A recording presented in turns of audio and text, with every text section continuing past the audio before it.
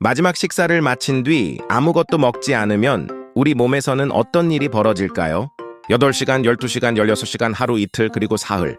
시간이 길어질수록 몸속의 지방이 더 많이 타고 세포가 깨끗하게 청소된다는 이야기도 있습니다. 하지만 우리 몸은 정해진 시간이 되면 갑자기 스위치가 켜지는 기계가 아닙니다.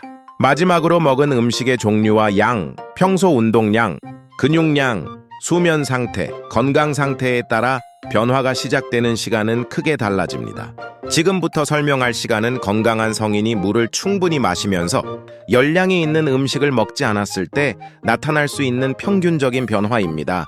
물까지 마시지 않는 단식은 탈수 위험이 훨씬 크기 때문에 전혀 다른 문제입니다. 먼저 음식을 먹고 8시간 정도가 지났습니다. 저녁 식사를 마친 뒤 잠자리에 들었다면 새벽이나 다음 날 아침에 해당하는 시간입니다. 이때는 마지막 식사에서 들어온 포도당이 대부분 처리되고 몸이 저장해 놓은 에너지를 조금씩 꺼내 쓰기 시작합니다. 식사 직후에는 인슐린이라는 호르몬이 증가합니다. 인슐린은 혈액 속 포도당을 세포 안으로 넣어 에너지로 사용하게 하고 남은 에너지를 간과 근육에는 글리코겐으로, 지방세포에는 지방으로 저장하도록 합니다. 음식을 먹지 않는 시간이 길어지면 인슐린은 서서히 낮아집니다. 반대로 글루카곤이라는 호르몬의 역할은 커집니다.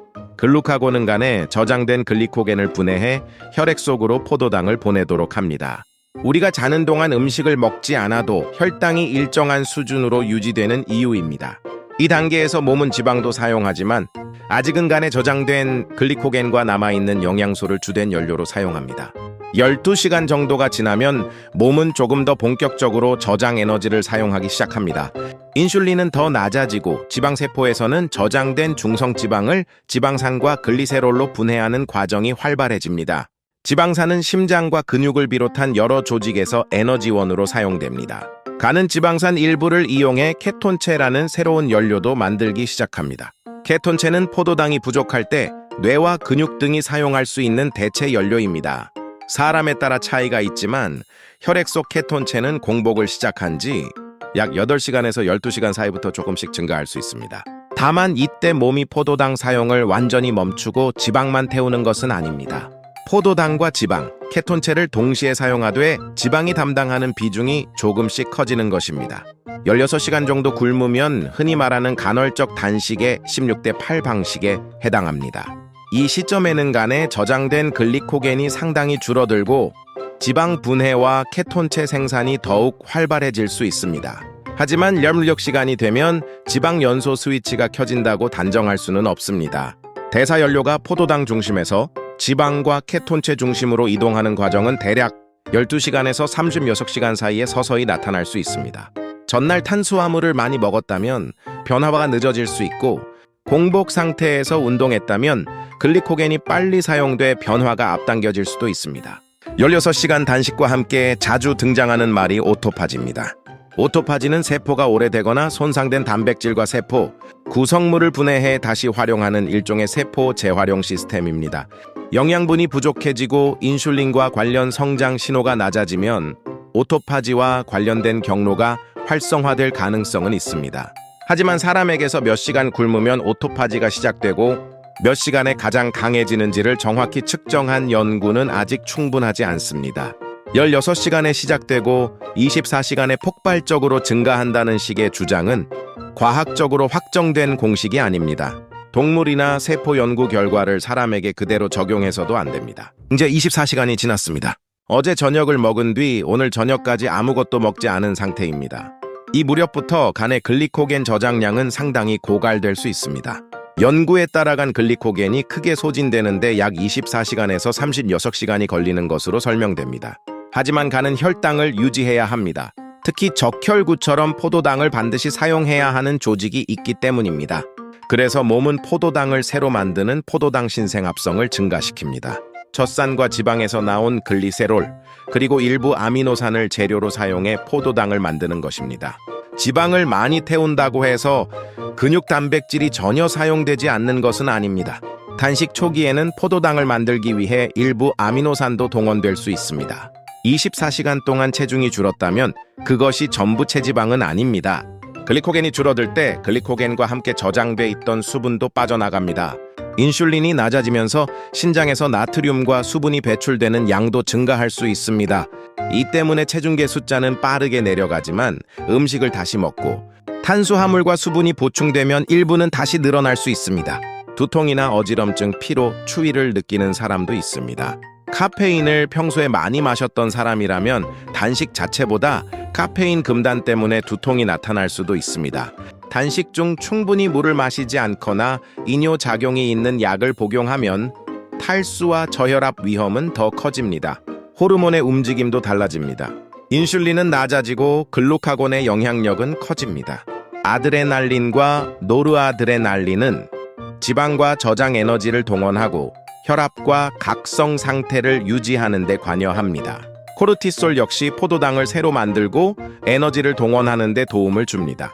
코르티솔을 무조건 나쁜 스트레스 호르몬으로 생각하기 쉽지만 굶고 있는 상황에서는 생존에 필요한 연료를 유지하는 역할을 합니다.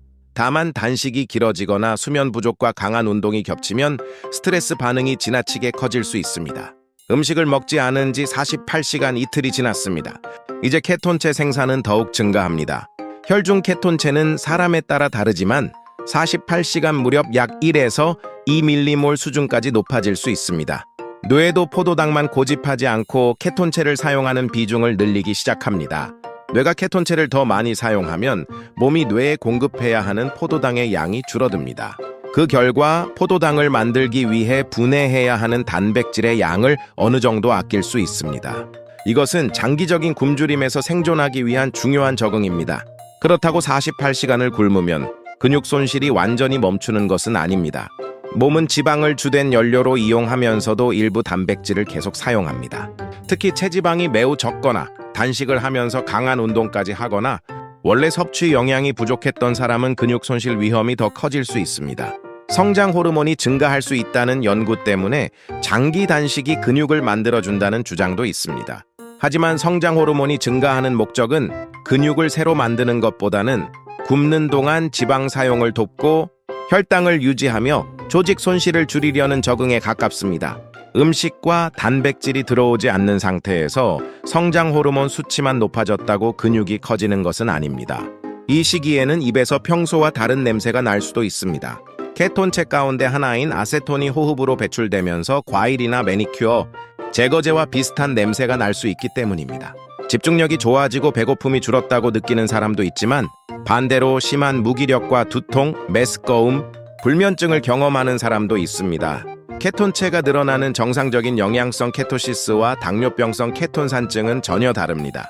특히 제1형 당뇨병 환자가 인슐린을 중단하거나 잘못 조절하면 혈당과 케톤체가 위험하게 상승하는 당뇨병성 케톤산증이 발생할 수 있습니다. 이제 72시간 사흘이 지났습니다. 몸은 포도당 중심의 대사에서 지방과 케톤체 중심의 대사로 더 깊게 이동합니다. 뇌가 사용하는 에너지 가운데 케톤체가 차지하는 비중은 계속 높아지고 가는 글리세롤과 젖산, 일부 아미노산을 이용해 꼭 필요한 포도당만 만들어냅니다. 인슐린은 크게 낮아지고 일부 연구에서는 72시간 단식이 끝날 무렵 공복 전보다 절반 가까운 수준까지 낮아진 것으로 관찰됐습니다. 코르티솔과 아드레날린 같은 스트레스 관련 호르몬은 증가할 수 있습니다. 몸이 편안하게 휴식하고 있는 것이 아니라 먹을 것이 없는 환경에서 혈당과 혈압, 각성 상태를 유지하기 위해 적극적으로 적응하는 것입니다. 사흘을 굶으면 면역세포가 완전히 새로 만들어진다거나 몸속의 나쁜 세포가 모두 제거된다는 주장도 있습니다. 하지만 건강한 일반인에게 72시간 단식이 면역체계를 완전히 재설정한다는 근거는 충분하지 않습니다. 오토파지 역시 증가할 가능성은 있지만 사람의 모든 장기에서 얼마나 활성화되는지 그것이 장기적인 건강 효과로 이어지는지는 아직 명확하지 않습니다. 단식 시간이 길수록 효과가 비례해서 커진다고 볼 수 없는 이유입니다. 오히려 48시간과 72시간처럼 긴 단식은 저혈압과 탈수, 전해질 변화, 심한 피로를 일으킬 가능성이 커집니다. 평소 복용하던 약이 있다면 약효가 달라질 수도 있습니다. 특히 인슐린이나 혈당을 낮추는 약, 이뇨제 등을 사용하는 사람은 저혈당이나 탈수 위험이 있습니다. 제1형 당뇨병 환자는 고혈당과 당뇨병성, 케톤산증 위험도 함께 고려해야 합니다. 24시간이나 48시간, 72시간 단식은 16시간 단식보다 무조건 건강에 좋은 방식이 아니며 위험해질 수 있습니다. 어린이와 청소년, 임신부와 수유부, 제1형 당뇨병 환자, 섭식장애 경험이 있는 사람에게 간헐적 단식은 권장되지 않습니다. 고령자나 저체중인 사람, 만성질환이 있거나 정기적으로 약을 복용하는 사람도 장시간 단식을 임의로 시작해서는 안 됩니다. 단식 중 식은땀과 떨림, 혼란, 실신할 것 같은 어지럼증, 지속적인 구토, 가슴 통증, 심한 두근거림이 나타난다면 즉시 중단하고 상태에 따라 진료를 받아야 합니다. 결국 굶는 동안 우리 몸에서 일어나는 변화는 지방이 타기 시작한다는 한 문장으로 설명할 수 없습니다. 8시간에는 식사에서 얻은 에너지를 정리하고 간에 글리코겐을 사용하기 시작합니다. 12시간부터는 지방 분해와 케톤체 생산이 서서히 증가합니다. 16시간에는 포도당 중심에서 지방 중심으로 이동하는 대사 전환이 더 뚜렷해질 수 있습니다. 24시간이 지나면 간의 글리코겐이 크게 줄고 몸은 새로운 포도당을 만들어 혈당을 유지합니다. 48시간에는 케톤체가 크게 늘고 뇌가 케톤체를 사용하는 비중이 높아집니다.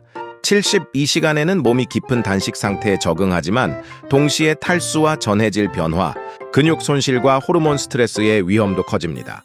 굶는 시간이 길다고 건강 효과가 계속 커지는 것은 아닙니다. 우리 몸이 긴 단식을 견딜 수 있다는 것과 긴 단식이 우리 몸에 반드시 좋다는 것은 완전히 다른 이야기입니다. 건강을 결정하는 것은 단식 시간 하나가 아닙니다.